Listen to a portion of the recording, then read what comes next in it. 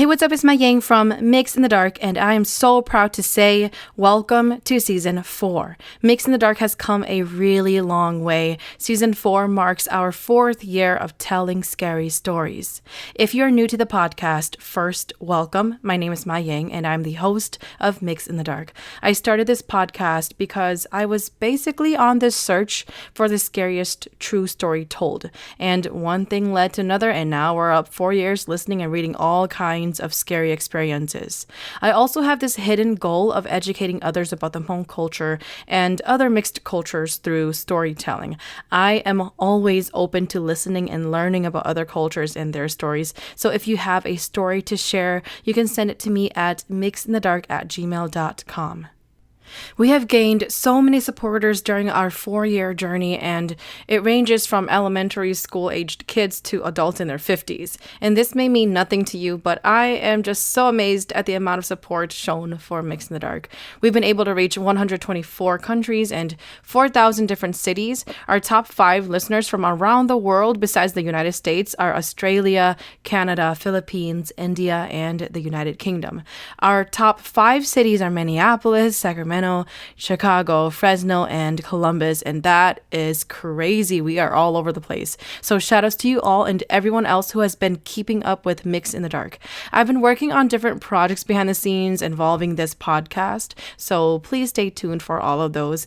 I am so excited to share this first story with you because it resonates well with me. This story is based on true events. I do want to warn listeners that it will mention some childhood trauma, loss of loved ones, and a rape scene. So if you are uncomfortable with that, it is okay to skip this episode.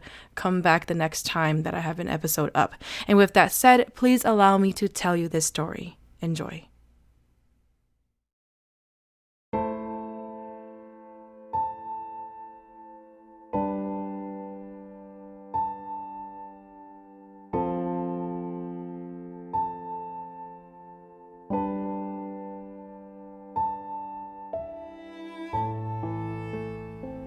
I never knew my parents.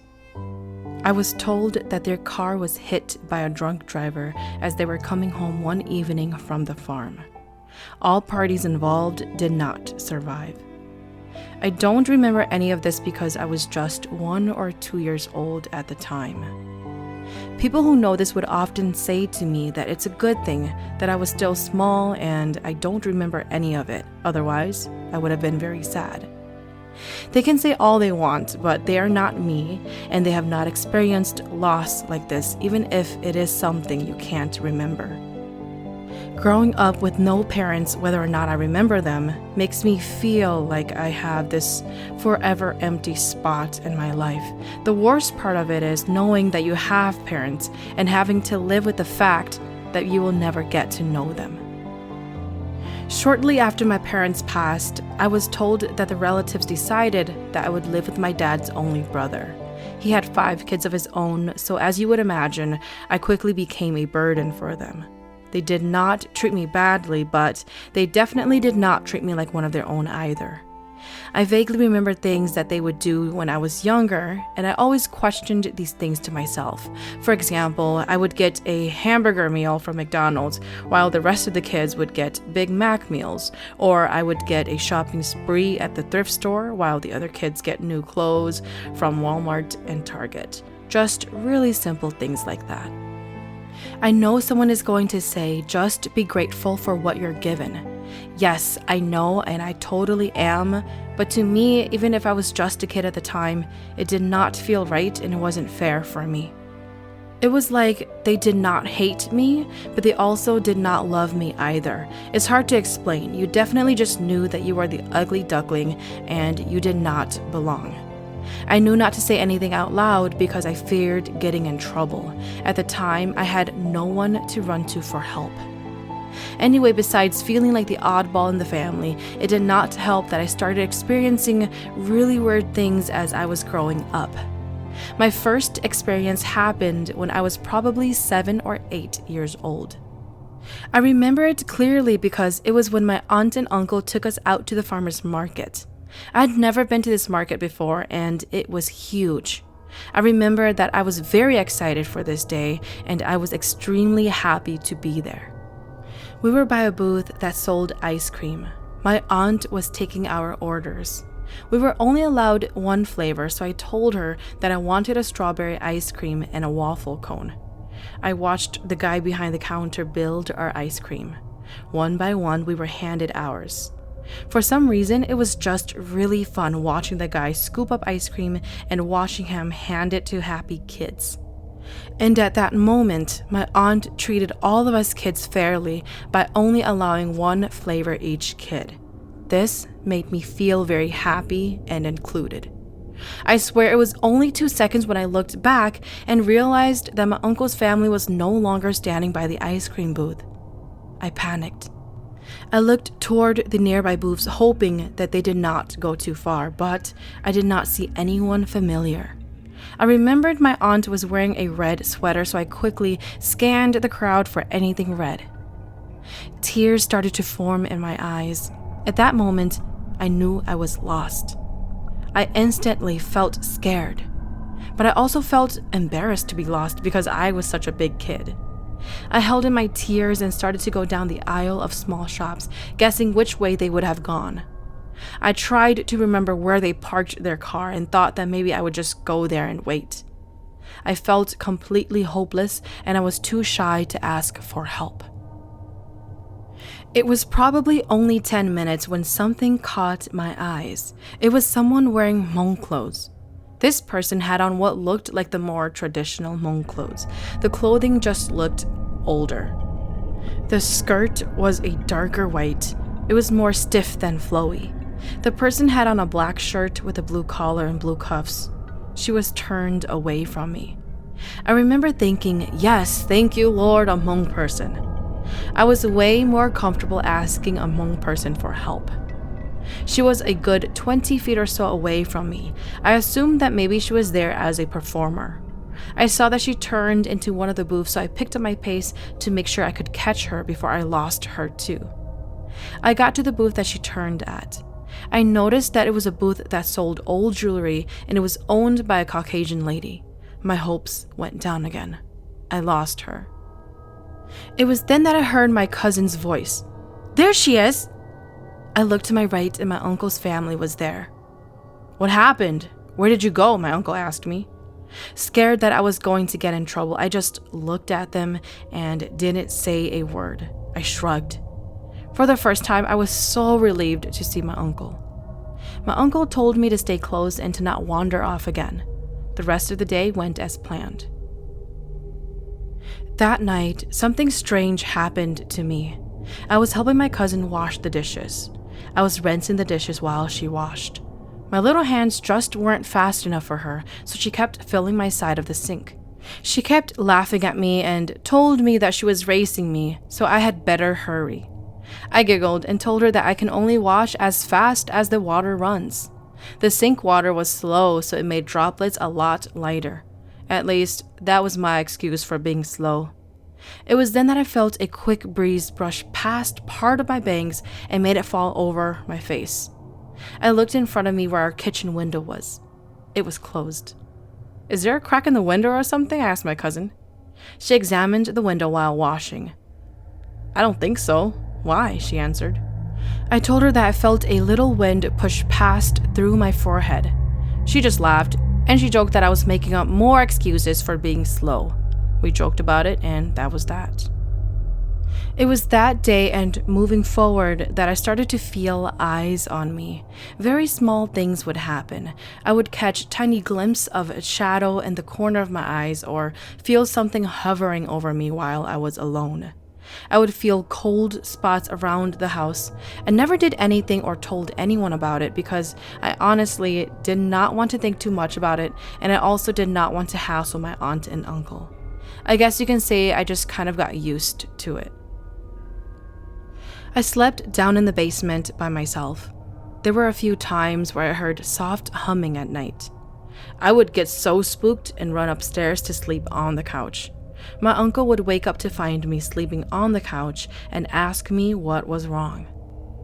I remember that there were a couple of times when I was young that they would bring a shaman to come tie a string on me. The shaman would always recommend doing an oneng ceremony to see if something was happening on the spiritual side. But you know how it goes with orphans. My aunt and uncle always said that they would do it, but they never did. Fast forward to my high school days when I started to sneak out a lot with my cousin.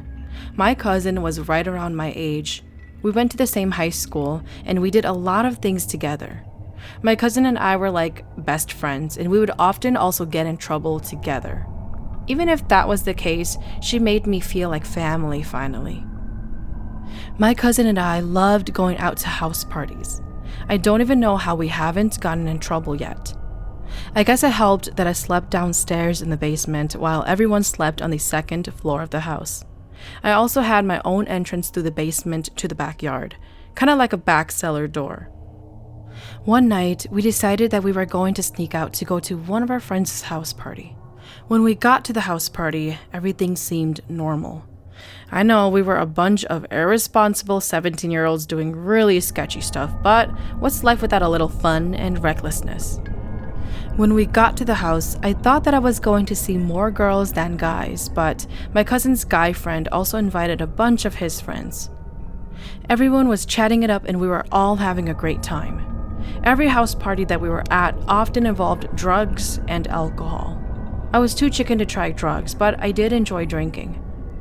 I remember I was on my second drink, and I was having a pretty good time when I started to feel heavy. Everything at this point was blurry to me, so I am explaining it like how I remembered it. I remember sitting on the couch when I started feeling heavy, and that was when I decided that I should probably get some water to try and throw up. I thought that maybe the alcohol was just hitting me a bit too early that night. Usually it would take me a few drinks and a few shots before I would feel any buzz. I walked into the kitchen and found some water bottles. This is the part where I started blacking out. All of a sudden I found myself in the hallway. Half of my leg was in the bathroom, the other half was still in the hallway. I heard a guy's voice behind me saying that I didn't look too good and that I should go lay down. I remember shaking my head saying no, I just needed to throw up and find my cousin and that I wanted to go home. The next thing you know, I am in a dark room. I could see two dark figures in there with me, and both of them were guys. I could tell by their voices. I told my brain to not black out because I felt something bad was going to happen. I was laying on the floor face down. I heard one of them whispering, "Hurry up and take off her damn shirt." I felt my brain fogging again. I blacked out. I woke up puking. I panicked and looked around to see where I was at. I was next to my bed with my cousin laying on the bed right next to me. "Holy shit, you're alive!" she shouted. I asked her what happened. She explained that two guys at the party were trying to take off my clothes when she walked into the bedroom.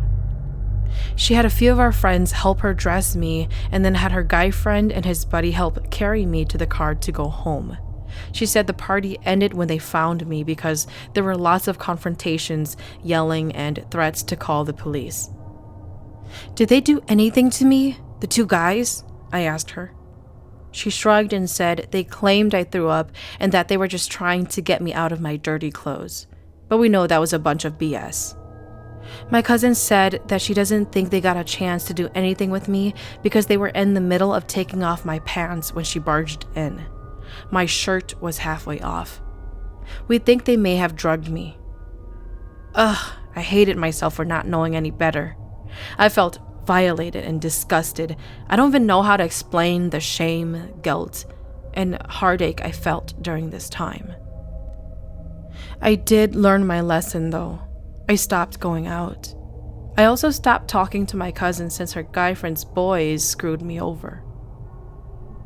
Right after high school, I applied and got accepted to a college. After all that I've been through, I was surprised that I even made it. I decided that I was going to move away from home and live on campus at that college. I spent my whole 4 years of college away from my uncle. They never checked up on me or helped me with anything. It's okay. They were probably waiting for this day, and I'm grateful that they allowed me to stay that long anyway. Along the way, I made some really great friends. We decided to rent a house and live together. These were some of my happiest days. To be surrounded by positive, strong-minded, and productive women was such a refreshing feeling to me. Toward the end of my college career, I met my husband. We talked for a few years and then we decided to tie the knot. This meant that I had to go back to my aunt and uncle to help marry us since I did not have parents around. Skip to the wedding day. I'm not going to go into specifics because it's irrelevant, but you do need to know that the bridal party starts at the bride's house and ends at the groom's house. We were at my uncle's house getting ready. I was putting on my Hmoob clothing. My cousin happened to be helping. I'm not sure how we got into the topic, but we started talking about the night I passed out at our friend's house. My cousin did not mean to bring it up, but she explained that there was something else that happened that was strange, and she just couldn't put her finger on it. That night, when she went to go use the bathroom, on her way to the bathroom, she saw at the corner of her eyes a quick glimpse of a lady in Hmoob clothes walking behind her and into the bedroom. She did not remember hearing a door open or close or anything like that. It was pretty creepy, but something urged her to look into that room. That's when she saw the guys on top of me. That gave me terrible goosebumps and a flashback of when I too saw a lady wearing Hmoob clothes at the farmer's market when I got lost as a child. We decided to not talk about it anymore since it was my wedding day and the day was meant to be filled with happiness. We had only been married for 2 days when the activity started getting worse. I kept having recurring dreams of the lady in Hmoob clothes. Her face was never clear. In my dreams, the lady always held my hand and dragged me as if wanting to take me somewhere. I would always wake up in a cold sweat. On the 3rd day after we got married, I received a phone call from my aunt that my uncle had fallen sick and could not get out of bed. I prepared chicken soup with herbs to go to my uncle. When I got there, I noticed right away how pale my uncle had gotten. He did not look good. I suggested taking him to the hospital to get him checked out. My aunt agreed, not knowing what else to do. I always wondered why my aunt called me to visit my uncle. This was very out of character for her. This is a foreshadow for you, but looking back, she definitely knew that she and my uncle did something wrong that involved me. Almost like it was a curse for treating your brother's child he left you wrongly. The doctors told us that my uncle was just dehydrated and needed some fluids, which is what they gave him. When he came home, he said he felt a little better, but still did not feel well. Apparently, he had been having nightmares as well. He wouldn't tell me what, but I guess he just didn't want to bring that into light. A few weeks have passed, and my uncle still is not doing better. One day, my aunt called me and said they were going to perform an Onning ritual for my uncle and that I should go to the house with my husband. I did as I was told. After any Onning ritual, the shaman always explains what they see. She said she saw a lady wearing Hmoob clothes. She said she asked who it was and it said it was my mom. Upon hearing this, I cried. She asked my mom why she had come to see my uncle. Apparently, my uncle had something that belongs to my mom and that she wants to make sure he hands it over to me since I will be starting my life and will no longer be his people anymore. The shaman then questioned my uncle if this made any sense to him at all. It took him a while, but eventually he fessed up that when my parents passed, they went to clean our house and found her silver bars and sao or Hmong silver necklaces. These are worth a lot. He and my aunt decided that they would keep it. I'm not sure if they had any intentions of giving them to me, but I guess my mom wanted to make sure that I got the last of what belonged to her. I cried, realizing that it had been my mom all along looking out for me and making sure that I was safe. At the farmer's market, she was there watching me when I became lost. She made sure I was found. Before those boys could hurt me, she pushed my cousin to come help me. Around the house, at school, anytime I was lonely, it was her that I felt right next to me. It was her all this time.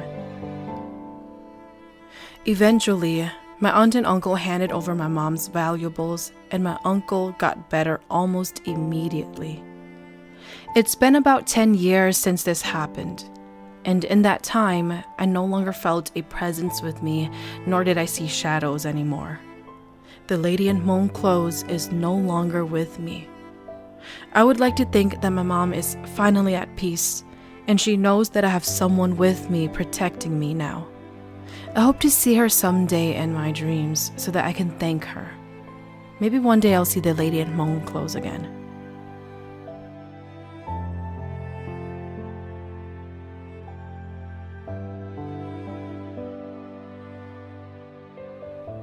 Thank you for listening to Mix in the Dark. I am your host, MaiYang. Mix in the Dark is available on Spotify, Apple Podcast, or wherever you listen to your favorite podcast series. If you have a story that you would like to share, please send it to myxinthedark@gmail.com. If there's a story that you really enjoyed, feel free to hit up my tip jar on Venmo. Just search Mix in the Dark on the business tab.